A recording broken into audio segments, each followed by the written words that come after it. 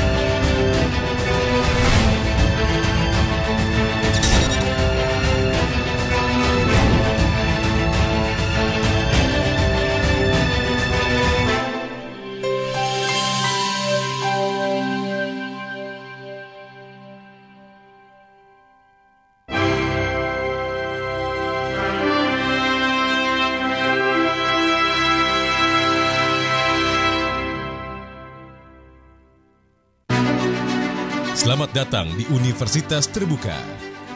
Education Station for All UT Listeners. Assalamualaikum warahmatullahi wabarakatuh. Senang sekali saya Fatimah Eva kembali menjumpai Anda dalam program tutorial radio yang mana bahasannya sangat menarik sekali karena ini tidak hanya ditujukan untuk Anda para mahasiswa tapi juga para mahmud-mahmud di rumah ya, mamah muda. Bahasan kita kali ini dalam program tutorial radio adalah tentang keselarasan pendidikan di lembaga PAUD dan di rumah. Dan kita akan membincangkan hal tersebut bersama the one and only, ini favorite saya banget ya, Dr. Mukti Amini MPD. Terima kasih sudah hadir, Bu Ning, apa kabar? Ya, makasih Mbak Eva, makasih sudah ketemu lagi. Iya, akhirnya kita ketemu lagi ya Bu Ning ya. Boleh disapa-sapa dulu, mungkin ada mahasiswanya Bu Ning yang saat ini sedang menyaksikan, silakan. Ya. Selamat pagi menjelang siang untuk teman-teman mahasiswa S1 PK PAUD dimanapun Anda berada. Selamat untuk menyimak salah satu materi di mata kuliah PAUD 4502 ya hari ini. Nah, ini tentang keselarasan, bagaimana kita menjalin keselarasan antara pendidikan di rumah dengan di lembaga PAUD ya, baik TK, TPA maupun KB. Juga mungkin buat para tutor yang hadir kali ini, selamat siang, terima kasih sudah ikut bergabung. Ya, semoga materi yang akan kita bahas ini juga berguna nanti ya untuk menutor mahasiswa-mahasiswa kita semuanya. Oke, baik. Dan bahasan kita kali ini keselarasan pendidikan di lembaga PAUD dan di rumah. Ya. Artinya tema ini diangkat begitu karena memang ada isu-isu yang ingin dibawa juga ya, oleh betul. Bu Ning yang memang ada di PAUD. Jadi mungkin pernah ada kasus di PAUD belajarnya bisa gitu ya si anak, tapi kok di rumah lain lagi. Betul. Nah, jadi masalah apa saja sebetulnya Bu Ning yang terjadi antara lembaga PAUD dan di rumah? Silakan. Ya, salah satu masalah yang paling sering dibicarakan ya itu adalah tentang calistung. Oke. Ya, jadi orang tua biasanya berharap banget nanti anak saya lulus TK harus sudah bisa baca tulis hitung supaya nanti masuk kalau mau masuk ke SD negeri diterima gitu kan. Nah, tetapi ini kemudian dibebankan kepada TK sehingga akhirnya guru-guru TK juga galau bagaimana cara yang pas gitu ya. Bener nggak sih dilarang? Nah, ini sudah kita bahas sebetulnya kemarin, tetapi ini berarti di sana ada ketidakselarasan gitu ya. Jadi antara harapan dengan kenyataan itu berbeda. Dan ini perlu sama-sama saling sinergi supaya stimulasi calistungnya itu memang pas untuk anak usia dini. Itu yang pertama.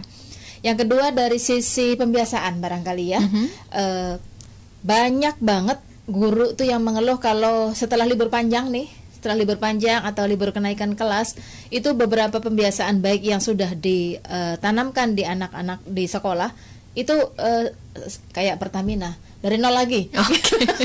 Jadi apa yang tadinya mungkin makan sudah teratur tiba-tiba regresi ya, mundur lagi sedikit ya, tidak benar-benar dari nol tapi mundur sehingga memang menjadi PR lagi gitu ya. Nah, ini barangkali agak sedikit loss ya selama liburan itu, mungkin saking senangnya gitu ya kumpul-kumpul, beberapa pembiasaan baik ini kurang dilanjutkan di rumah gitu ya. Itu juga kan menjadi masalah. Jadi di sana ada jarak sosial memang di mana kalau guru-guru itu fokus banget pada akademis dan yang tadi life skill. Nah, di rumah ini kadang-kadang kalau tidak dilanjutkan kemudian akhirnya menjadi masalah baru gitu ya buat gurunya terutama di lapangan di sekolah. Nah, yang lainnya adalah banyak juga orang tua yang merasa, aduh saya mau ngapain ya kalau saya ikut terlibat di sekolah anak saya gitu, kan udah tugas guru mereka gitu ya, saya nggak ngerti ilmunya, saya takut salah gitu ya, jadi nggak berani bergabung gitu ya. Ya sudahlah, pokoknya saya pasrah aja deh, mau diapain anak saya, ibaratnya seperti itu. Akhirnya dia cenderung pasif. Ada juga justru sebaliknya, karena dia merasa punya pengetahuan yang cukup tentang itu, ya misalnya karena latar belakang pendidikannya mungkin jauh lebih tinggi dari gurunya, akhirnya mendikte. Demanding gitu ya, harusnya begini, harusnya begitu. Jadi perasaan semua yang dilakukan oleh guru itu ada aja salahnya. Ini juga kadang terjadi gitu ya di beberapa sekolah dengan latar belakang orang tua yang seperti itu. Ada yang sangat minder untuk bergabung, ada yang sangat teliti, sangat detail untuk memberikan kritikan. Nah, ini kan semuanya harus punya saluran komunikasinya ya, supaya semuanya bisa tergabung. Nah, ada juga yang memang bagaimana ya, masing-masing pihak, baik guru maupun orang tua itu kan punya permasalahan hidup masing-masing. Dia punya pressure sendiri-sendiri. Orang tua mungkin selain ngasuh anak juga dia bagaimana harus mengasuh mengurus rumah tangganya, masak dan sebagainya. Belum kalau dia juga pekerja juga dia harus memikirkan kantor. Jadi waktunya terbagi-bagi. Guru juga sama aja. Sebagai guru toh dia juga sebagai orang tua anaknya sendiri gitu ya. Jadi pressure yang demikian itu juga akhirnya berpengaruh juga terhadap hubungan antara sekolah dengan rumah. Oke, lalu bagaimana Bu Ning kira-kira kiat-kiat apa saja yang bisa di-sharing untuk membangun keselarasan antara pihak sekolah dan juga orang tua? Nah, apakah ini harus mengubah mindset para orang tua atau apa yang harus diperbaiki dari sekolah atau di mana? Silakan. Ya, ada salah satu ahli ya, kita bisa lihat di paparan, dia mengemukakan ada 4 besar ya, paling tidak ada 4 besar yang bisa kita lakukan. Yang pertama itu memang perlu waktu yang terjadwal gitu ya. Jadi tidak sporadis gitu, tidak ya pokoknya asal ketemu aja lah. Waktu yang terjadwal ini bisa misalnya setiap akhir bulan, setiap akhir pekan ya, antara guru dengan orang tua untuk memang bekerja bersama. Jadi ada proyeknya gitu ya. Jadi memang dibuat supaya bekerja bersama. Jadi tidak sekedar komunikasi tidak langsung pas antar jemput anak, bukan begitu. Kalau itu masih termasuknya yang informal gitu ya. Kalau ini memang ada kerja bareng, itu terjadwal. Kalau sekarang sih mungkin biasanya pas assembly ya, pas puncak tema, tapi diharapkan tidak hanya saat itu. Terus ya yang kedua ya bagaimanapun guru memang mau tidak mau perlu mendengarkan ya masukan dari para orang tua ini.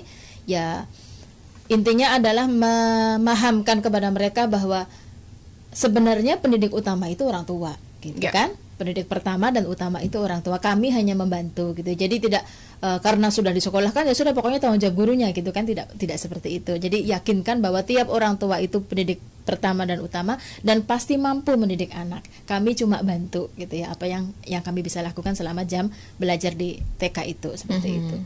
Dan yang ketiga ya memang harus meng-create program-program yang menarik supaya orang tua itu mau terlibat, termasuk memilih harinya barangkali. Kalau kondisi sekarang kan banyak wanita, ibu-ibu yang bekerja ya. Tentu kalau misalnya hari kerja, ya akhirnya banyak yang berhalangan nggak bisa datang. Nah ini perlu di-create supaya keterlibatan mereka lebih maksimal gitu ya.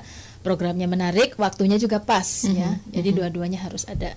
Dan ya tadi jadi memang karena memang programnya menarik, tentu di sana seharusnya itu dari hasil kesepakatan. Jadi tidak sepihak dari guru yang bilang nanti akan ada ukuran begini. Tapi memang benar-benar ajaklah rapat itu komite, kira-kira apa sih yang bisa kita lakukan bersama di sekolah ini gitu ya, supaya mami-mami yang lain juga hadir, kalau perlu kapan-kapan juga ada ayah bersama anak juga hadir gitu ya. Nah itu di-create bersama sehingga ada apa? Rasa kepemilikan kan. Kalau kita sama-sama bikin programnya kan kita merasa bahwa itu harus kita jaga program itu supaya berhasil gitu ya. Nah ini orang tua kalau sejak awal dilibatkan, biasanya juga dia akan merasa ayo sukseskan bersama karena ini punya kita bersama gitu. Oke, nah kadang yang jadi masalah juga dari rumah tuh mindset para orang tua, betul seperti yang Bu Ning tadi bilang ya. Ini kan udah tugasnya sekolah, saya nggak begitu mengerti, udah gimana sekolahnya aja deh. Tapi kadang lebih bawah lagi adalah ada satu pasangan yang mungkin merasa bahwa ini tugasnya ibunya, udah ibunya aja deh, atau ini kan tugas ayahnya, udah ayahnya aja deh. Kadang dari rumah juga ini jadi tidak selaras begitu ya. Bagaimana kalau sudah keluar rumah, apalagi di sekolah sampai harus membebankan sekolah lebih banyak. Pendapat Bu Ning? Ya betul banget. Jadi memang bagaimana mau menjamin keselarasan antara rumah dengan sekolah kalau masih di dalam rumah saja belum selaras gitu ya. Betul. Antara suami dengan istri atau ayah dengan ibu belum win-win ya, masih saling lempar tanggung jawab, ini tugas siapa gitu ya. Contoh kecilnya saja, kalau saya sering memberikan pertanyaan balikan kepada para ayah, siapa sih yang rajin mengambil rapot anak di lembaga PAUD gitu ya? Biasanya ibu. Kadang-kadang kalau pas ayah semua, yang saya tanya siapa yang sudah pernah mengambilkan rapot anaknya, itu ternyata yang angkat jari kan sedikit sekali. Nah itu kan karena memang mindset tadi, urusan ambil rapot urusan ibu-ibu lah, malu lah kita kumpul gitu-gitu ya. Padahal kan itu kan urusan pendidikan anak. Makanya di beberapa lembaga PAUD juga ini sudah mulai diterapkan, sebisa mungkin berdua gitu. Ayah dan ibu hadir. Jadi tidak hanya ngambil rapot, tapi memang bertemu dengan gurunya, konsultasi gitu ya, evaluasi gitu seperti apa sih yang semester kemarin progresnya anak itu dari semester sebelumnya seperti apa, bukan untuk dibandingkan dengan anak lain, tapi dibandingkan dengan yang sebelumnya gitu kan. Sekarang tahapannya seperti apa, nanti kedepannya akan seperti apa, itu kan perlu komunikasi dengan gurunya ya, tidak hanya lewat grup WA saja gitu. Oke. Artinya dalam proses pembelajaran tidak hanya di sekolah, tapi anak juga kan perlu dukungan di rumah. Ya, nah, bentuk dukungannya seperti apa kira-kira yang bisa ngeboost anak biar belajarnya lebih mandiri, lebih tekun, lebih senang begitu? Oke ya. Nah, untuk dukungan ini memang betul ya. Kalau dilihat dari sisi waktu kan, kalau sekolah PAUD itu kan sebetulnya 2,5 sampai 3 jam aja. Oke. Gitu. Kita punya waktu 24 jam. Sisanya di mana? Di rumah. Gitu. Ya, jadi sebetulnya 20 jam lebih anak itu bersama, bukan dengan gurunya. Ya, entah dengan siapa, bukan dengan gurunya, mungkin dengan teman mainnya, mungkin dengan orang tuanya, dan tentu apalagi waktu sudah sore ke sana sampai pagi itu kan biasanya dengan orang tuanya atau dengan orang di rumah. Sehingga memang sebenarnya kesempatan untuk melakukan pengasuhan pendidikan itu lebih banyak bagi orang tua daripada dengan guru gitu ya. Nah, di tayangan bisa kita lihat paling tidak ada 4 cara ya yang utama yang bisa kita lakukan. Yang pertama adalah mengontrol waktu dan belajar anak. Artinya memang kita punya jadwal harian, jam berapa sih bisa nonton TV misalnya, jam berapa sih boleh pinjem gadget mama sebentar gitu, itu ada aturannya. Jadi tidak di loss begitu saja. Kapan harus makannya di mana, itu juga kita atur ya. Kan anak-anak sekarang kan cenderung makan juga sambil nonton gitu ya. Jadi entah berapa ya masuk, akhirnya ada gejala obesitas kan juga dari sana ya. Betul. Karena makanya nggak dihayati. Jadi yang ini masuk ke mulut, matanya ke TV atau ke HP gitu ya. Itu kan juga jadi masalah. Jadi memang sementara DTK-nya sudah sedemikian tertib diatur oleh gurunya, makan bersama, caranya menyendok bagaimana, antrenya bagaimana. Nah, kalau itu tidak dilanjutkan di rumah, bubar lagi. Betul. Gitu kan? Ya, kebiasaan-kebiasaan baik seperti itu. Jadi banyak cara yang bisa dilakukan untuk masalah mengontrol waktu dan cara belajar. Alangkah baiknya ini juga hasil diskusi dengan si anak.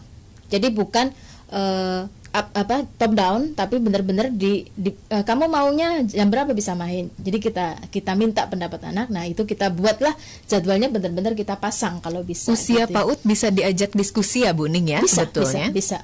Sangat bisa ya. Biasanya sih memang bukan yang detail-detail, tapi paling enggak jadwal besarnya. Kapan mau bangun pagi, kapan mau mandi, itu sudah bisa kita buatkan jadwalnya. Nanti kalau pas dia rada-rada agak pengen goyang dikit gitu ya, tinggal kita lihat, loh itu sekarang jadwalnya ini loh gitu ya.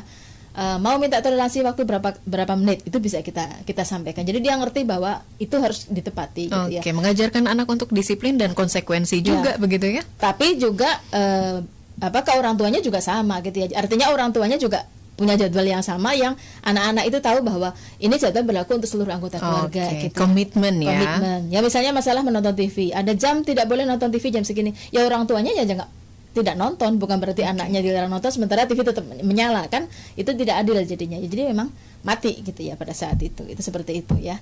Itu yang pertama. Yang kedua tentu orang tua diminta untuk mendukung berbagai aspek perkembangan, baik yang sifatnya moral maupun yang kepribadian. Contoh kecilnya misalnya pembiasaan untuk bagaimana memakai baju yang cukup lengkap ketika keluar kamar mandi. Ya. Nah, itu kan di TK sudah sangat meskipun tidak sampai mandi sih, tapi diajarkan kan keluar dari kamar mandi itu sudah maaf misalnya mengenakan pakaian di dalam kamar mandi keluar. Tetapi kalau itu tidak diteruskan di rumah, banyak kejadian yang nyerundul, tahu nggak nyerundul? Jadi Langsung keluar saja belum pakai jadi, apa-apa gitu iya, ya. masih kayak gitu, masih telanjang bulat keluar saja dan tidak ditegur atau diingatkan. Harusnya minimal memakai handuk gitu ya. Memakai handuk pun itu kan ada batasannya usia gitu ya. Ya. Supaya dia tahu bahwa ini bagian dari etika gitu ya. Nah, seperti itu. Atau kalau sudah makan minimal piringnya ditaruh di tempat bak cuci piring ya. Seperti itu kan mungkin di TK sudah demikian teratur diajarkan. Di rumah tinggal nonton TV, mamahnya ya sudahlah saya yang beresin gitu ya. Tidak ada pengingatan apa-apa, mentah lagi gitu ya. Ini juga perlu. Oke, baik. Nah, ini saya ingin meng-highlight tadi ada kekhususan tentang mengontrol waktu belajar. Iya. Artinya memang kalau misalkan karena banyak ya Bu Ning sekarang nih ibu-ibu pada ambisius gitu ya. Wah, pokoknya anak saya harus bisa jadi ini itu segala macam dan lain-lain, banyak hal gitu. Padahal ini anak emang masih kecil, usianya masih PAUD atau TK gitu. Sampai akhirnya yang difokuskan adalah ya yang penting kan bermain sambil belajar, belajar sambil bermain. Tidak fokus jadinya pertama itu. Kedua, jadinya kayak kebanyakan belajarnya daripada mainnya anak-anak. Iya. Ini memang ya banyak kasus juga ya, kita nggak bisa tutup mata. Apa pendapat Bu Ning? Ya, jadi memang kalau untuk anak-anak itu kita nggak bisa bilang mengontrol waktu belajar dalam arti belajar, tentu memang masih tadi ya belajar sambil bermain. Kalau kita menggunakan kalimat belajar sambil bermain, itu sebetulnya porsi belajarnya jauh lebih kecil kan, gitu ya, daripada bermain. Kecuali nanti kalau anak sudah usia SD kelas 1, 2, nah baru kita balik itu nanti bermainnya yang sedikit, belajarnya yang lebih banyak. Tetapi tetap tidak boleh skolastik. Ini yang kadang-kadang salah kaprah ya di beberapa SD. Begitu SD langsung sudah benar-benar skolastik.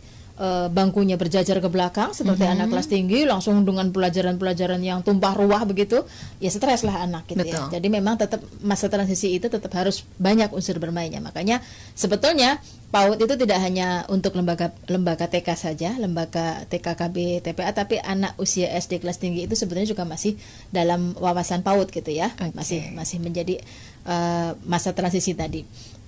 Nah, memang betul orang tua itu karena ya itu ya tadi mimpinya gitu, pengen jadi apa apalagi biasanya anak pertama tuh ya. Anak pertama itu banyak banget titipannya gitu ya.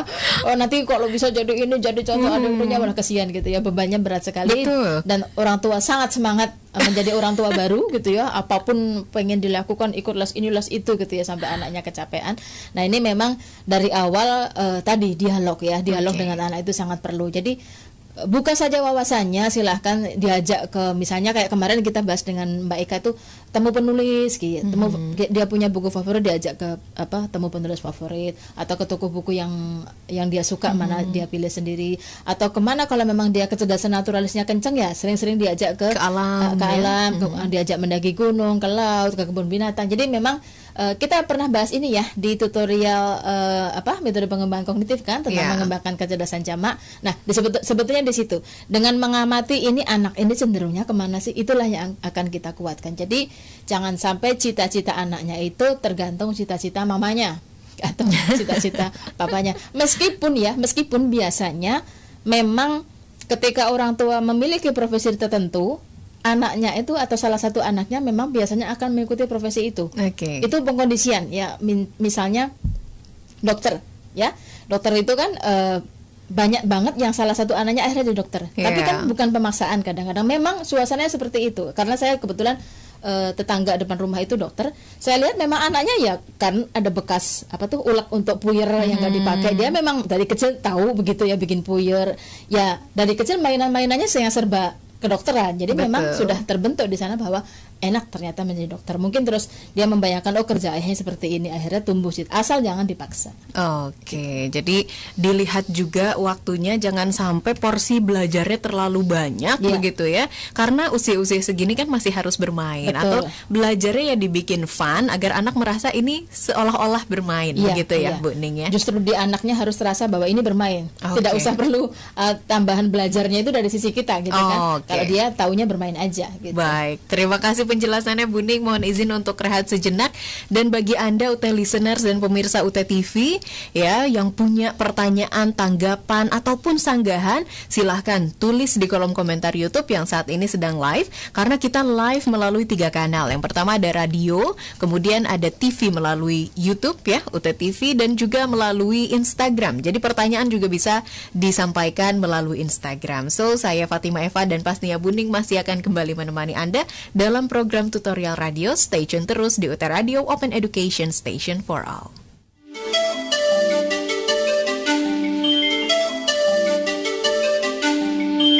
Anda sedang mendengarkan UT Radio, Open Education Station for All.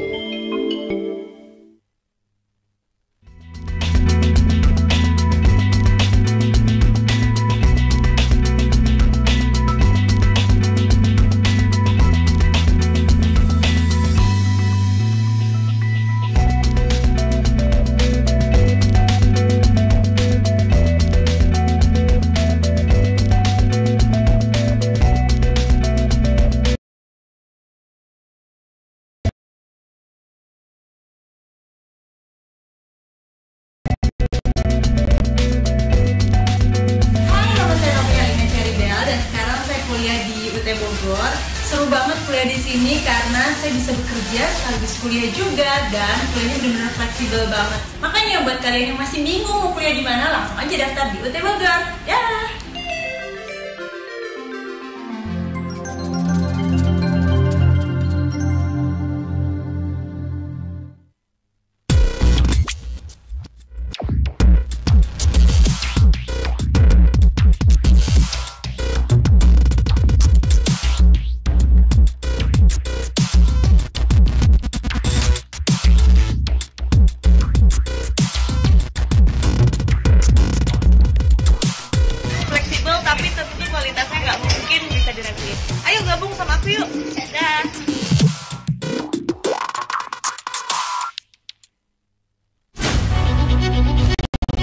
Sejak Universitas Terbuka diresmikan, kami telah menjadikan teknologi komunikasi digital sebagai alat perkuliahan.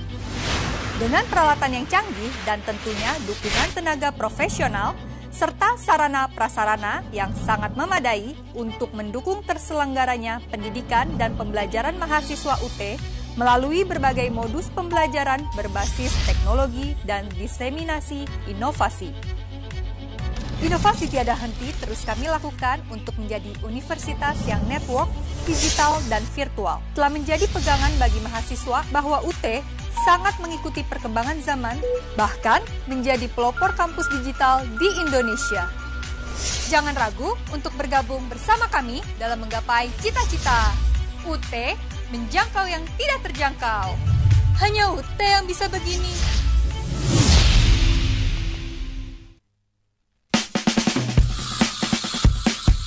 Setiap hari selalu kuawali dengan yang aku mau.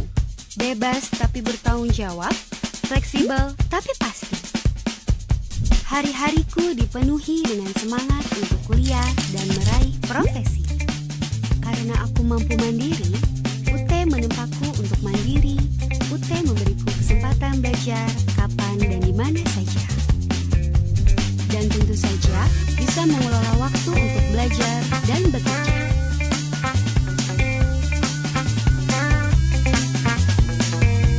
Hingga kini, aku mampu meraih profesiku. Open Education Station for All the listeners, Anda masih mendengarkan dan juga menyaksikan program tutorial radio yang tengah membahas tentang keselarasan pendidikan di lembaga PAUD dan di rumah. Masih juga bersama pengembang materi kita yang hadir hari ini, yaitu Ibu Dr. Amini MPD. Bu Ning, kita lanjut lagi ya, bahas bahwa memang ini adalah sebuah program yang harus selaras antara PAUD dan juga di rumah. Tapi kalau kita bicara tentang parenting, Bu Ning, sebenarnya siapa saja sih sasaran program ini hingga perlu menjadi perhatian pihak lembaga PAUD? Oke, ini menarik ya. Betul, memang sasaran utamanya tentu adalah para orang tua wali ya, jadi ayah ibunya itu. Tetapi sebenarnya sasarannya bisa meluas dari itu.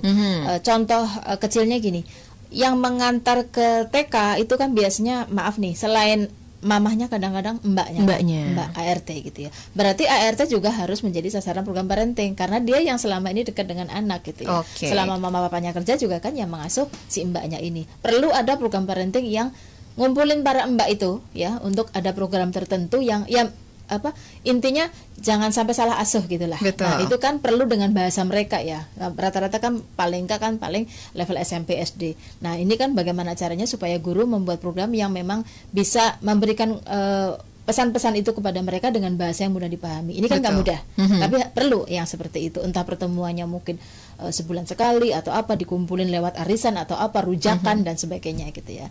Terus selain itu juga kadang-kadang ada keluarga bateh kan ya, ada kakek neneknya di rumahnya. Itu juga sebetulnya bagian dari program parenting juga gitu ya. Siapapun orang dewasa yang tinggal bersama anak itu masih menjadi jangkauan program parenting.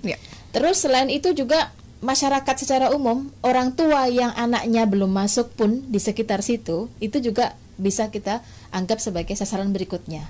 Ya, supaya mereka mendukung ya, jangan sampai misalnya ini ada TK, sejak ada TK ini jadi berisik bener gitu ya, misalnya seperti itu ya. Jadi kan dia tidak welcome gitu kan dengan adanya TK. Nah, ini kan perlu ada program bagaimana supaya sama-sama mensukseskan. Ya, tentu harus diajak lah, keterlibatannya harus ada supaya mereka juga sama-sama memiliki. Dan juga yang ini menarik, program parenting juga sebetulnya sampai kepada calon pasutri. Ya, jadi calon pasutri itu atau yang memang belum menikah tetapi sudah punya komitmen nanti ya akan akan melangsungkan pernikahan, itu juga perlu ya, meskipun belum punya anak itu perlu untuk ada parenting supaya nanti kalau sudah punya anak nggak kaget lagi ya. Ada gambaran. Iya, ada gambaran seperti apa sih repotnya mengasuh anak. Baik. Nah, berarti memang salah satu tujuan program ini kan orang tua, ya. Nah, bagaimana ya Bu Ning agar orang tua nih mau terlibat, karena ada juga memang orang tua yang udah deh gimana sekolah anak aja gitu ya. Artinya gimana caranya mengencourage para orang tua ini agar mau terlibat dalam program-program yang memang ada di PAUD agar terjadinya ya keselarasan antara hal-hal yang memang dipelajari di PAUD gitu ya dan juga bisa dilanjutkan di rumah. Iya, betul ya. Biasanya orang kan mau terlibat itu kalau dia merasa dipenuhi kebutuhannya. Ya, makanya kita perlu identifikasi itu, need assessment dulu ya. Sebetulnya apa sih yang diinginkan para orang tua itu? Apa seminar kah? Apa mungkin acara bersama yang sifatnya nggak formal dan sebagainya. Ini kan kalau sekarang kan gampang ya pakai Google Form atau apa gitu ya, atau dalam pengisian di WhatsApp group antara orang tua. Nah, ini kan bisa kita gali dari sana. Dari situ baru kemudian di-create acara-acara yang memang bisa mengemas kebutuhan-kebutuhan itu. Sebisa mungkin sih satu acara sudah bisa memenuhi berbagai kebutuhan sih, maunya kan begitu gitu ya. Ada payung besarnya gitu ya, sehingga lebih berhemat tentunya. Dan yang kedua, tidak hanya sekedar ditanya kebutuhannya tetapi juga langsung dilibatkan kepanitiaannya gitu ya. Jadi misalnya ada acara camping bersama, beberapa orang tua bisa diberikan giliran. Jangan sampai iri-irian juga. Apa sih yang terlibat orang komite melulu? Kita mah nggak pernah diajak gitu. Ada ya begitu ya. Ada, tetap rata-rata kayak anak-anak juga kadang orang tua itu juga saling iri gitu ya. Kita mah nggak pernah diajak acara gitu-gitu mah paling komite aja gitu ya. Padahal mereka mungkin pengen ikut tapi nggak pede untuk bilang pengen. Nah, ini juga perlu ditanya. Jadi memang perlu ditanya. Di Google Form kan bisa kita bikinnya. Kalau untuk acara yang ini, acara ini mana Bapak Ibu yang bersedia jadi panitia? Karena mereka memilih sendiri gitu ya. Saya juga ingat waktu anak saya masih kelas 1 apa 2 SD, kita diminta untuk ngajar di SD ya, ditanya, Bapak Ibu pilih mata apa istilahnya kalau ini anak-anak pelajaran yang mana? Nah, tentu saya nggak berani mengambil mata pelajaran seni misalnya karena saya nggak belajar seni gitu kan. Itu kan berdasarkan parent teaching ya. Ya, parent teaching ya. Nanti juga ada program ini di DTK juga ada ya seperti itu. Iya, parent teaching, terus cooking with papa, biasanya yang gitu-gitu ya. Atau enggak apa with mama gitu. Jadi mama-mamanya yang datang, papa-papanya yang datang, nanti dilombakan antara satu anak dengan anak yang lain begitu ya. Ya, itu salah satu kreativitas untuk parenting itu ya. Nah, yang lainnya yang bisa kita lakukan adalah tentu membuat program kerja, kemudian ya kita tepati itu setahun itu apa saja gitu. Jadi nggak sporadis maunya apa laksanakan, maunya apa laksanakan, tapi sudah jelas ya program tahunan dan jelas time schedule-nya ya, siapa bertanggung jawab apa, deadline-nya kapan. Biasanya kan biasanya sih ya semua keluarga akhirnya, Bu, dananya dari mana gitu kan. Ya dana-dana ini suka jadi masalah. Nah tentu ini juga harus dipikirkan dari awal, dari sekolah berapa persen, dari komite berapa persen, itu kan harus ketemu gitu ya. Dan potensi mitra ini juga harus kita list, karena kebetulan saya juga punya yayasan pendidikan. Ternyata kalau memang mereka dilibatkan itu kadang-kadang mereka sendiri punya ide, Bu, saya punya channel kesini CSR-nya bisa kita pakai. Kan enak, artinya tidak harus murni sumber daya dari apa istilahnya iuran sekian enggak. Ternyata kita bisa kok memanfaatkan pihak ketiga gitu ya, meminta kontribusinya gitu, asal ada orang tua yang mau terlibat gitu ya. Nah, terus ya sudah, aksinya seperti apa sesuai program kerjanya itu, kemudian nanti ya terakhirnya dievaluasi apakah ini memang bisa dipertahankan atau direpublikasi di tahun berikutnya, atau kita ganti dengan program yang lain yang lebih bagus. Nah itu kan bisa lewat kesepakatan baru lagi nanti. Oke. Nah, Bu Ning, ini banyak orang tua yang seperti yang saya bilang tadi ya, memutuskan untuk anaknya disekolahkan ke PAUD karena kelimpungan di rumah. Tiap hari mama jadi reok ya. Karena anaknya luar biasa begitu ya, dengan segala keunikan anak-anak begitu ya, sampai akhirnya disekolahkan di PAUD, berharap bahwa anaknya bisa lebih manis, bisa lebih nurut gitu ya di PAUD. Tapi kalau tidak selaras, ini juga jadi PR lagi sebetulnya bagi para orang tua begitu ya. Artinya memang dalam parenting ini orang tua juga bisa berkonsultasi dengan para guru PAUD bagaimana sebaiknya gitu ya, apa yang bisa dikerjakan di rumah, apa yang patut dijadikan teladan untuk anak di rumah, atau seperti apa yang bisa dilakukan, bisa dikejar, diupayakan oleh para orang tua yang anak-anaknya sudah sekolah di PAUD. Iya.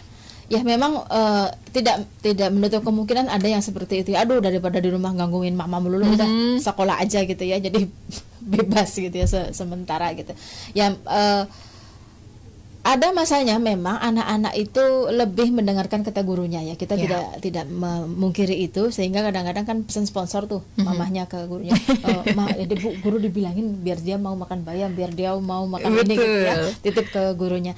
Sebetulnya itu masa yang wajar ya, ketika dia memang akhirnya mengidolakan seorang dewasa lain di luar lingkungan keluarganya ya, dengan mendapatkan lingkungan baru. Oh ternyata bu ini baik ya, dia mengidolakan bu guru itu tidak masalah gitu ya. Tetap jangan sampai juga malah kebalikannya, orang tua merasa ya sekarang mah idolanya gurunya bukan saya lagi gitu ya. Ya sebetulnya itu hanya masalah ini saja, perpindahan lingkungan tadi, kemudian dia suka dengan gurunya itu. Tetapi karena kebetulan ini kan yang belajar sekarang adalah para mahasiswa yang rata-rata menjadi guru PAUD gitu ya. Yang kita pikirkan adalah bagaimana sih supaya orang tua ini benar-benar mau terlibat gitu kan dalam berbagai kegiatan parenting gitu ya. Memang yang menjadi tolok ukur pertama ya tadi harus sama tujuan dulu gitu ya. Jadi tujuannya memang benar-benar supaya tadi mempersiapkan anak untuk masuk ke jenjang sekolah yang lebih tinggi. Jadi bukan karena supaya bebas sebagai orang tua gitu ya, atau kalau guru pokoknya supaya anak bisa calistung, kan enggak ke sana gitu ya. Tapi memang mengajak untuk ke kesiapan bersekolah, intinya itu, dan membantu sosialisasi anak gitu ya, dari lingkungan yang tadinya kecil saja di rumah ke lingkungan yang lebih luas, bergaul dengan temannya, dengan orang dewasa lain gitu ya, supaya dia bisa terbiasa menang kalah. Kalau di rumah kan rata-rata anak dimenangkan. Betul. Apalagi kalau sama mbaknya. Mbaknya jadi korban melulu gitu ya, misalnya jadi budaknya, kalau main harus, kalau sweet kalah lagi gitu ya. Itu sangat jadi anak itu jadi kurang dewasa. Tapi ketika dia berhadapan dengan kondisi di sekolah, dia akan menghadapi itu. Bagaimana dia harus antre, bagaimana dia harus mengalah dengan temannya lain gitu ya. Itu akan membuat dia lebih matang lah secara sosial gitu ya. Oke. Artinya PAUD ini memang membuat program-program yang memang dikhususkan untuk orang tua juga, membantu proses parenting orang tua. Boleh di-sharing Bu Ning program apa saja? Programnya itu yang pertama yang bisa kita lakukan adalah KPO ya, yang paling gampang KPO itu ya. KPO itu kelas pertemuan orang tua ya. Ini yang paling gampang. Ya kenapa KPO ini bisa kita lakukan? Ya karena memang biasanya orang tua butuh ketemu kan, gitu ya. Siapa peserta KPO ini? Ya macam-macam tadi ya. Pesertanya bisa dari orang tuanya, bisa kakek neneknya, bisa juga tadi para neni atau PRT. Tentu nggak bisa dicampur ya. Orang tua sama neneknya ya, neneknya nggak pede, orang tuanya juga nanti jaim gitu ya. Jadi memang perlu ada tempat masing-masing gitu ya. Oke. Terus acaranya apa? Acaranya bisa dari yang sangat tidak formal ya, sekedar rujakan biasa, Betul. bisa juga semi formal, ngobrol-ngobrol dengan guru, bisa juga menjadi sangat formal seperti misalnya mengundang narsum, psikolog, dokter atau bidan gitu ya, ahli gizi atau terapis ya, misalnya fisioterapis, itu bisa kita datangkan, tapi dalam format sebisa mungkin tidak terlalu formal gitu ya, supaya orang tua juga nyaman. Nah, nanti baru tugas guru ngapain? Mendampingi. Ada guru, ada kepala sekolah di situ.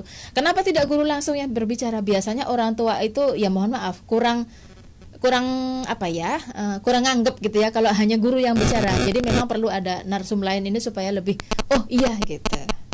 Oke. Jadi adanya kelas pertemuan orang tua yang bisa jadi orang tua, kakek nenek, kemudian neni-neni juga ya, PRT, kemudian juga bisa mendatangkan narsum. Narsum ini adalah untuk orang tua, untuk para kakek nenek dan juga untuk para neni juga begitu ya. Betul. Selain itu ada program apa saja, Bu? Nah, selain parenting KPU ini ya, bisa juga program yang lain adalah misalnya tadi mengajak orang tua di kelas. Oke. Ya, merantau orang tua di kelas sebagai apa? Bisa sebagai guru, ya guru bantu. Bisa juga sekedar, aduh saya nggak pede deh kalau jadi guru, saya mau ini aja menyambut kedatangan anak aja di depan gitu, ikut menyambut aja. Atau waktu anak mau pulang saya ikut bantu mengantarkan ke pengantarnya gitu ya dari kelas ke ini. Nah itu boleh aja. Atau kan kalau di TK itu ada fase-fase ya, ada kegiatan pembukaan, ada kegiatan inti, ada kegiatan penutup. Ini juga saya pembukaannya aja kan, kalau pembukaannya lebih gampang, kalau inti saya nggak pede. Nah, silakan saja gitu ya. Atau penutupnya, saya bisa dongeng, saya ambil kegiatan penutupnya saja. Silakan saja. Jadi sebagian kecil dari kegiatan di kelas bisa disampaikan oleh orang tua. Terus bisa juga menjadi semacam guru bantu yang mengantar jemput, misalnya ada anak yang maaf kayak butuh ke belakang, butuh diantar keluar. Nah ini saya yang ini aja deh, yang mengantar jemput keluar. Ini bisa dan sangat mungkin dilakukan. Saya sendiri penelitiannya pernah ini ya, mengajak ortu terlibat seperti ini. Mereka ini surprise karena ternyata ya capek juga ya ngajar cuma 2,5 jam, lumayan gitu ya untuk bisa menghandle anak sekelas ini. Padahal itu sudah kita buat sedemikian supaya jangan sampai si anak sendiri yang ada di kelasnya, supaya nanti kalau biasanya kan gitu, kalau ada anaknya kan gemblok terus si anaknya sama mamanya gitu ya, kita cari yang tidak ada anaknya di situ supaya dia lebih mandiri. Tapi ternyata jadi ada rasa apa ya, membangun empati lah dari orang tua yang tadinya mungkin agak demanding, minta ini itu tuntutannya banyak. Oh ternyata memang nggak mudah jadi guru gitu. Betul. Ya. Saya aja baru ngajar sehari rasanya gitu udah kecapean. Gimana kalau yang setiap hari harus mengajar? Jadi ada empati yang bagus di sana. Terus kemudian nanti bisa terlibat aktif gitu ya. Nah yang kegiatan yang lainnya ya acara bersama nanti gitu ya. Bisa, itu juga bisa kita create. Intinya kita tidak memaksakan pada orang tua mau ambil yang mana, tetapi semampu mereka gitu ya. Oke. Dan ini juga termasuk pada program yang memang sudah terjadwalkan begitu ya. Betul. Artinya tidak setiap kita nganter anak ke PAUD kemudian diberdayakan dalam tanda kutip. Anter ke kamar mandi anak yang ini enggak setiap kali begitu juga ya. Betul, artinya ada momen-momen tertentu juga. Oke. Nah, dari sekian banyak program yang memang dihadirkan oleh PAUD untuk ngeboost parentingnya orang tua, pengetahuan parentingnya orang tua, sebetulnya indikatornya apa sih yang bisa dikatakan bahwa memang ini programnya sudah jalan, sudah sukses begitu? Oke, sebelum ke indikator barangkali saya perlu menambahkan program yang lain, silakan. Mbak Eva ya. Jadi selain tadi kan kita sudah bahas KPO ya, parenting kelas, atau kemudian yang kedua keterlibatan di kelas.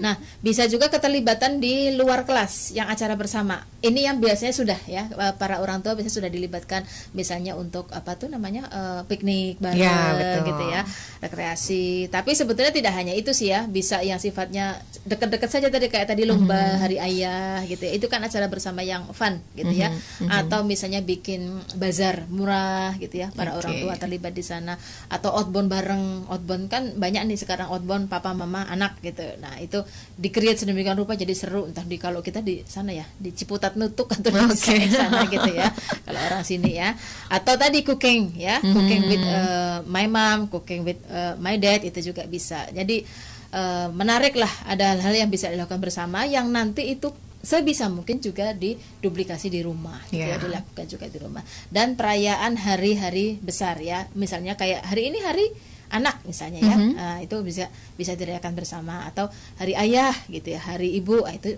saatnya kita melakukan kegiatan bersama ini kita create. Tapi ya tidak perlu pas banget dengan harinya sih ya. Kadang-kadang kan pas harinya itu mungkin pas waktunya nggak tepat. Kayak tadi kan, mamanya sebagian besar di TK saya itu 60% pekerja, ya nggak mungkin kita memaksakan mereka untuk datang pada waktu hari kerja, ya kita harus create acaranya itu Sabtu atau Minggu begitu kan. Oke. Dan ada juga momen-momen di mana orang tua bisa berkonsultasi ya Bu ya? Iya betul ya. Ini kebetulan yang keempat ya. Jadi ada hari konsultasi orang tua. Jadi memang sebaiknya tidak sporadis, artinya ya kalau konsultasi secara informal di WhatsApp grup japri pada bisa gurunya kapan biasa saja gitu ya. Tetapi untuk ada momen di mana misalnya 2 minggu sekali setiap hari Jumat silahkan ada jam sekian sampai jam sekian bisa konsultasi, boleh dengan gurunya. Biasanya kan orang tua suka, saya pengen ketemu sama kepala sekolah gitu ya. Itu bisa dijadwalkan di sana gitu ya. Jadi konsultasi apa saja supaya tidak ada image bahwa yang konsultasi itu yang anaknya bermasalah. Gitu. Kadang-kadang kan orang tua merasa kalau aku dipanggil berarti anakku bermasalah, padahal tidak. Jadi intinya ini dijadwal gitu ya. Misalnya pekan ini siapa yang ketemu dengan guru. Jadi kayak sebetulnya ini kayak pembagian rapot, tetapi di break menjadi satuan kecil gitu loh.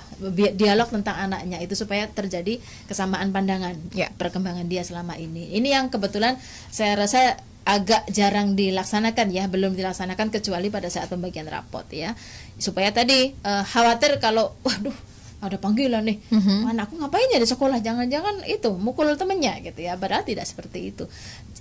Siapa tahu malah yang disampaikan itu yang progres-progresnya yang baik, yang anaknya nggak mau cerita gitu kan, yang orang tua perlu tahu juga ya. Oh kemarin dia membantu ini loh, seminggu ini dia selalu membagi makanannya dibagi 2, yang separuh dia kasih ke temannya. Kan anak-anak kadang kan yang gitu-gitu nggak cerita, tapi gurunya yang tahu gitu ya. Kalau disampaikan di WhatsApp mungkin terlalu lagi sibuk atau lupa. Nah pas konsultasi ini kita sudah siapkanlah datanya. Jadi memang tugas guru nanti adalah ya tadi menyiapkan progresnya dulu, hasil pengamatan selama sekian pekan itu. Nah itu yang disampaikan ke orang tua, datanya seperti ini gitu ya. Jadi orang tua tuh paham betul, oh ini yang terjadi di sekolah. Karena banyak kasus juga anak-anak itu yang performnya berbeda banget antara saat di rumah dengan di sekolah. Betul. Ya, itu kebanyakan gitu deh Bu. Jadi, di sekolah gimana, di rumah udah lain lagi gitu. Kadang-kadang sampai orang tuanya, hah masa gitu kan, kaget gitu. Nah ini makanya perlu hari konsultasi orang tua ini, artinya sifatnya private, hanya antara guru dengan orang tua, tetapi juga nyaman gitu ya buat mengeksplor anak saya tuh sebetulnya seperti apa sih kalau di sekolah gitu ya, pengen tahu ya. Meskipun di beberapa TK sudah mulai ada juga yang menggunakan one way screen gitu ya, bisa melihat, tetapi kan kita kan nggak mungkin nongkrongin Senin sampai Jumat ngeliatin juga gitu ya. Ada juga mungkin TK yang menggunakan CCTV, tapi kan jarang gitu ya. Rata-rata ya sudah kita pasrahkan kepada guru. Nah melalui hari konsultasi inilah kita saatnya untuk membicarakan progres anak kita. Oke, nah indikatornya bahwa program-program ini sudah berhasil, apakah ada peninjauan before afternya atau seperti apa Bu Ning? Oke, satu lagi tapi. Oke, silakan. Nggak apa-apa. Sebelum indikator ada home visit. Nah ini juga perlu ya. Jadi home visit ini juga selama ini kan paradigmanya begitu. Waduh, gurunya berkunjung, aku kenapa nih gitu ya. Dikiranya bermasalah. Atau jadi mesti siap-siap gitu ya. Aduh, gimana dong, ada apa gitu ya. Bisa home visit, bisa sebaliknya. Teacher home visit, gurunya datang ke rumah, orang tuanya datang ke rumah gurunya. Oh gitu. Bisa dibalik ya. Kalau home visit ini juga perlu kita jadwalkan gitu ya. Jadi memang dikasih tahu gilirannya siapa, pekan ini mama siapa. Kenapa? Ini untuk sebaliknya, guru punya pandangan, bisa melihat langsung bagaimana sih sebetulnya keseharian anak di rumah itu. Betul. Gitu ya. Kan kadang-kadang kalau tidak berkunjung dia hanya lewat data waktu awal masuk itu ya, rumahnya seperti apa ya, bukan untuk melihat mewah apa tidaknya, bukan ke situ, tapi fokusnya ke si anak ya. Ya fokusnya ke si anak, kira-kira pengembangannya seperti apa. Misalnya dia, ternyata rumahnya itu sangat sempit, dia nggak punya lahan sama sekali untuk outdoor. Pantes kalau di TK itu cukup agresif misalnya ya, karena pelampiasan untuk melakukan sesuatu untuk order itu hanya ada di sekolah gitu. Itu bisa kita kasih keterangan lah di kepala kita oh seperti ini kondisi rumahnya, atau oh sama sekali rumahnya itu los aja nggak ada kamar gitu ya.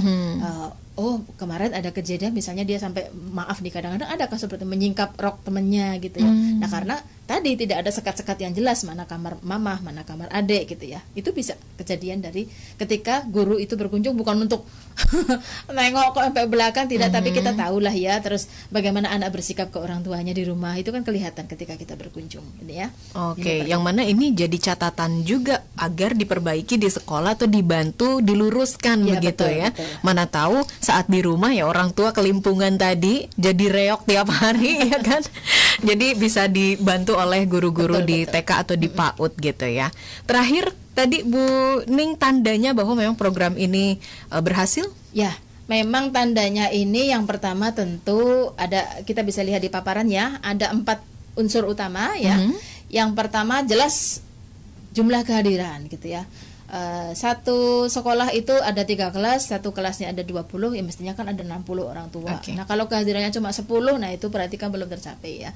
Paling tidak ya minimal banget ya 50% plus lah gitu ya, bahwa orang tua itu hadir. Ini tadi makanya berkaitan dengan masalah waktu dan program yang menarik ya. Waktu yang tepat, program yang menarik. Terus yang kedua, bukan hanya soal hadir, tetapi tadi ada persepsi yang benar tentang seperti apa PAUD ya. Karena sudah rajin ikut program parenting, jadi tahu oh di PAUD itu nggak boleh dipaksakan belajar calistung, bolehnya stimulasi. Namanya pembiasaan baik itu ya tetap harus kita lanjutkan di rumah gitu. Oh di sekolah udah belajar makan bersama, nggak perlu lagi saya suapin. Kan kadang-kadang kita mama tuh suka gemes ya, terutama pagi hari ya kan, aku aja saya dulu juga mengalami itu soalnya waktu anak-anak itu keburu terlambat sini cepet gitu kan daripada terlambat sini mama suapin, padahal di sekolah sudah sedemikian dilepasnya oleh guru supaya sebisa mungkin tidak dibantu, akan sendiri berjajaran wajar, itu proses gitu kan, tinggal nanti diingatkan juga pada dia untuk membereskan yang sisa-sisanya itu. Nah ini kan persepsi yang benar ya seperti apa mendidik anak. Terus keselarasan tadi ya, keselarasan bagaimana di rumah dan bagaimana di sekolah. Kebiasaan-kebiasaan baik di rumah dilanjutkan di sekolah dilanjutkan di rumah. Apa yang sudah mulai ditanamkan di rumah itu juga dikuatkan lagi. Misalnya yang tidak bisa dilakukan di sekolah tapi di rumah.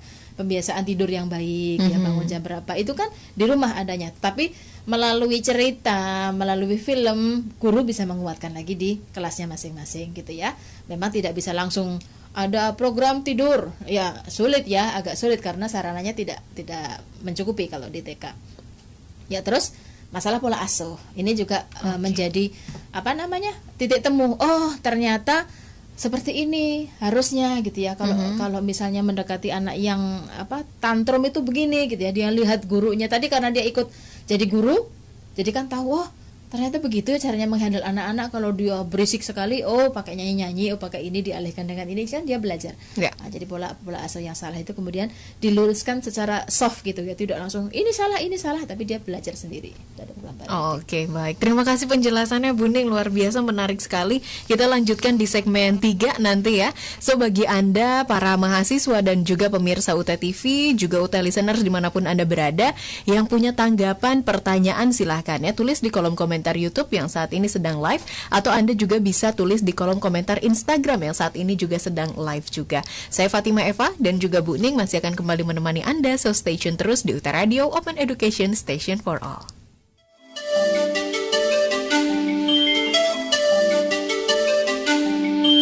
Anda sedang mendengarkan UT Radio, Open Education Station for All.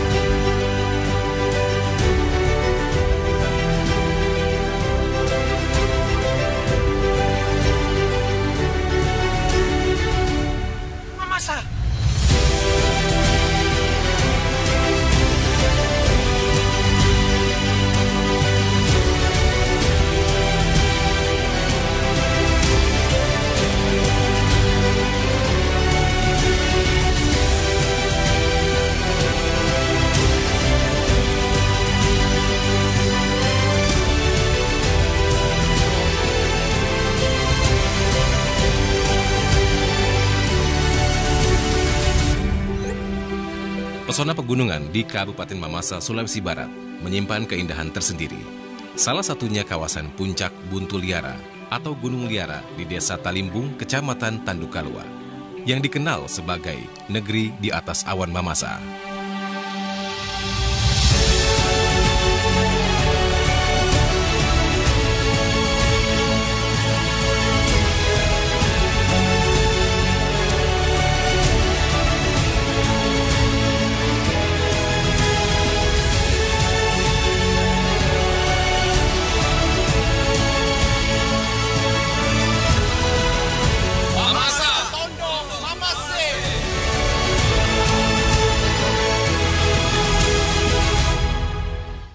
Station for all listeners, Anda masih mendengarkan dan juga menyaksikan program tutorial radio yang mana tengah membahas tentang keselarasan pendidikan di lembaga PAUD dan di rumah.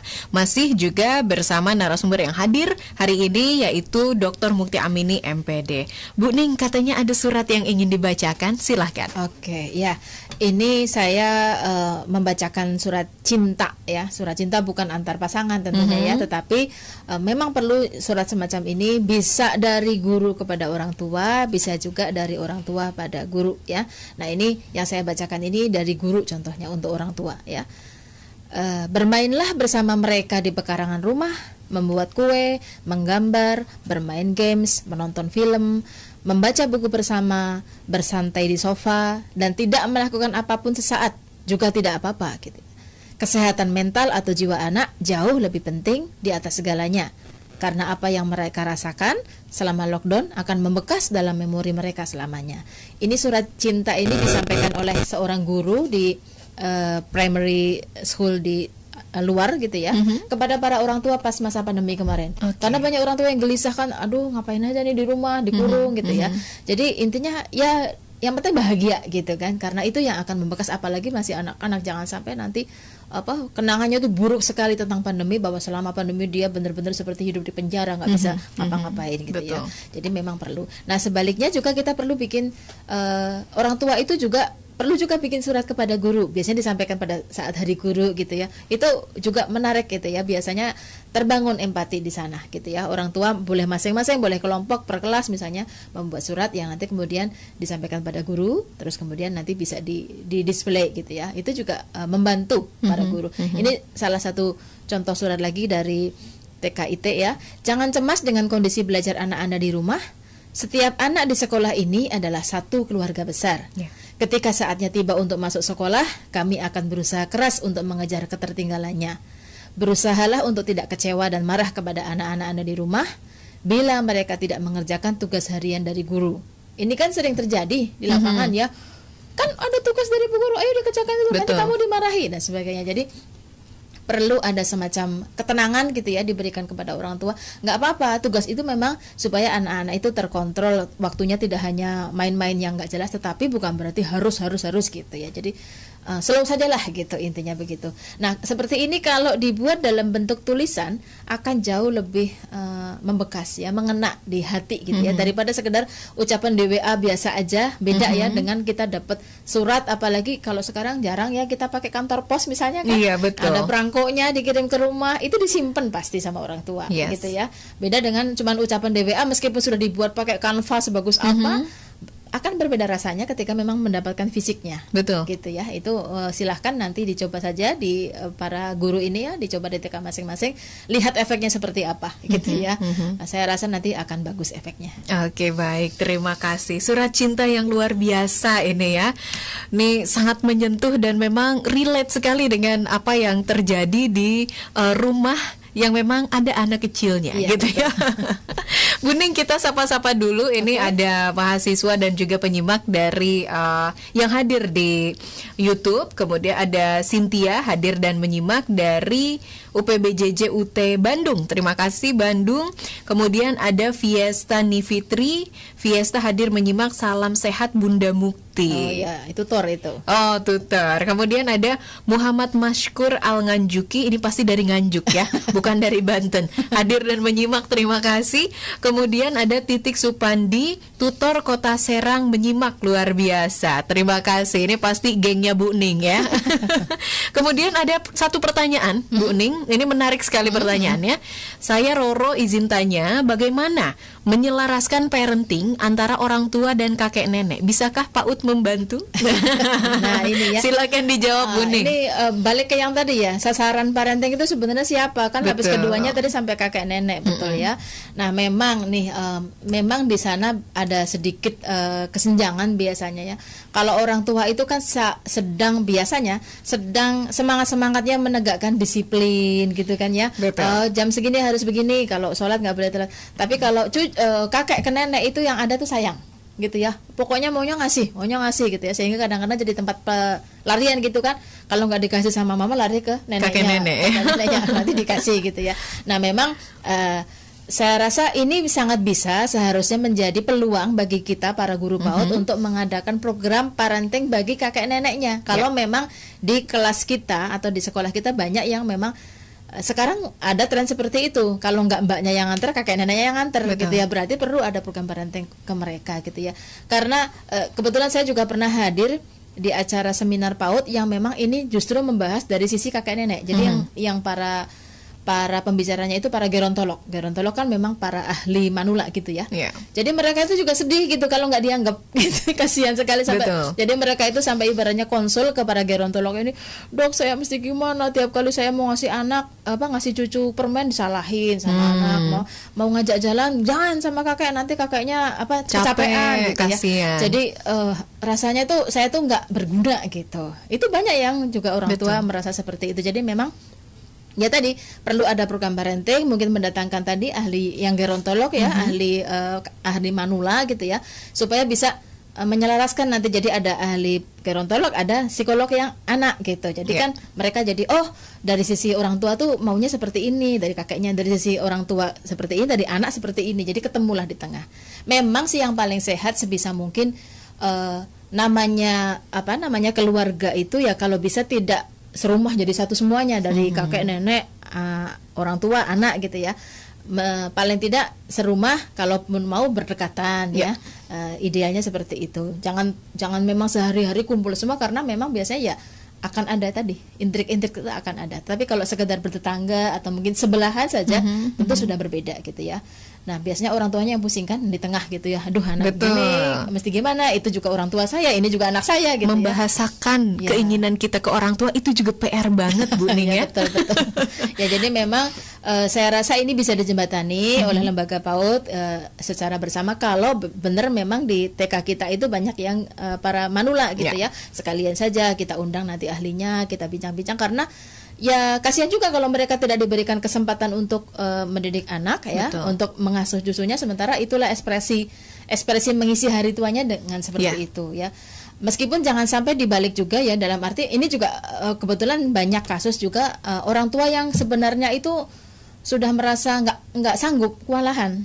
Kakek nenek yang nggak sanggup, satu sebetulnya udah capek banget ngurus cucu, tapi gimana dong, anak sama menantu kerja semua. Nah ini kan juga perlu penyesuaian, perlu bagaimana solusinya. Apakah kemudian di TK lembaga PAUD kita bikin ada daycare, ruangan yang khusus disiapkan untuk daycare ya, untuk anak-anak itu after school. Itu kan sekarang juga sudah mulai tren ya. Jadi setelah sekolah nggak pulang sampai jadwal orang tuanya datang misalnya. Itu kan juga menjadi program parenting sebetulnya, supaya ya memang yang orang tua yang memang sudah nggak sanggup ini ya sudah, jangan dibebani lebih dari yang seharusnya. Kasihan kan dia ngos-ngosan anak yang lari ke sana kemari gitu ya. Sementara mungkin untuk membayar pembantu ada dengan bermacam alasan, ada yang mungkin dari sisi ekonomi juga belum siap, atau mungkin nggak percaya gitu ya. Daycare mungkin juga secara ekonomi nggak kuat nih kalau sama daycare. Nah mungkin ini peluang juga bisa menjadi after school tadi, program after school di sekolah. Mungkin tidak harus selengkap daycare, tapi artinya orang tua itu merasa aman, anak saya masih ada di lembaga PAUD gitu.